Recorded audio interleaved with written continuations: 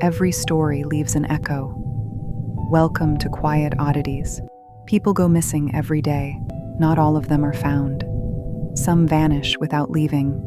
Today, we're listening for the ones who are still here, before the silence hardens. Not all of them are found, but not every disappearance makes the news. Some people vanish quietly inside their own lives. You still see them, at work, in line at the store, in a passing conversation.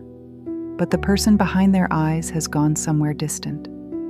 They're missing, but present, invisible, but standing right in front of us. Today, we're looking at how that happens, how the mind can build walls no key can open. They found him 3 days after anyone had last seen him. A man in his late 50s, polite, quiet, and easy to overlook. When the landlord finally forced the door, the room was still.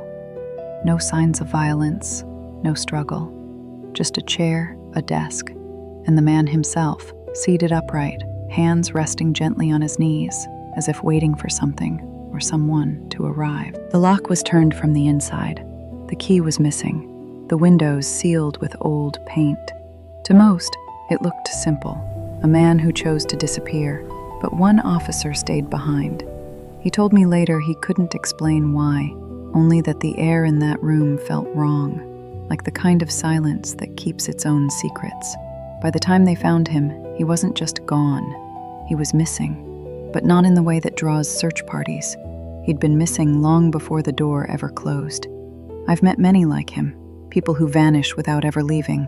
If it's locked, why does it move?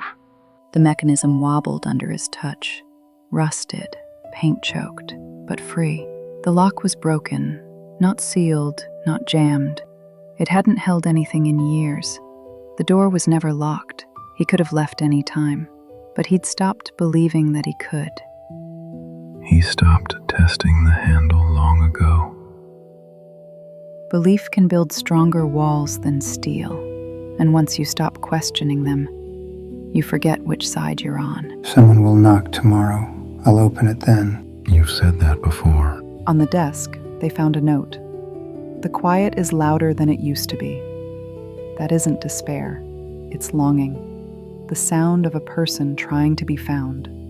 He wasn't afraid of the world outside. He was afraid no one would notice if he returned to it. People don't always want saving. Sometimes they just want to be seen. You're safe here. No one can forget you here. He told himself stillness was peace. But comfort can be the slowest kind of decay. Each day smaller than the one before, until the idea of leaving becomes more frightening than the walls themselves. Someone's at the door, aren't they? It's only the pipes. Sit down. He heard what he needed, a knock that wasn't there. Because even as we disappear, the desire to be found doesn't fade. Maybe he stood once, ready to turn the knob. Maybe he imagined laughter beyond it. But leaving means believing someone's still waiting, and that was the one thing he could no longer do. There's no one left to open to. Think about it. No one is really here for you. He didn't die of hunger or age. He died of distance, the kind that grows between us and the people we stop reaching for. He was a missing person. Maybe we all are, sometimes, drifting from ourselves, waiting for someone to come looking.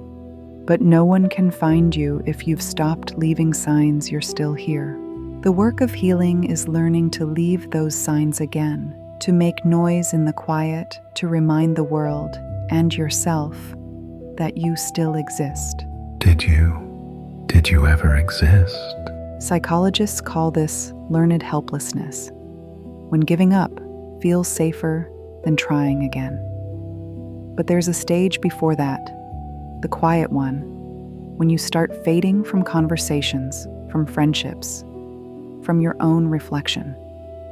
That's the moment when you can still be found.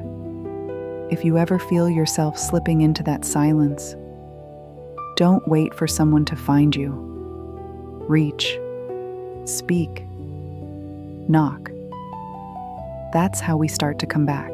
The detective told me he couldn't stop thinking about that room, about the man who sat just inches from freedom, and never turned the handle. I told him I understood, because we both know what it feels like to lose someone long before they're gone.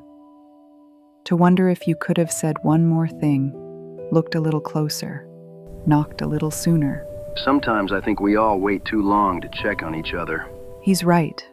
We wait until the silence feels polite, until it hardens into distance.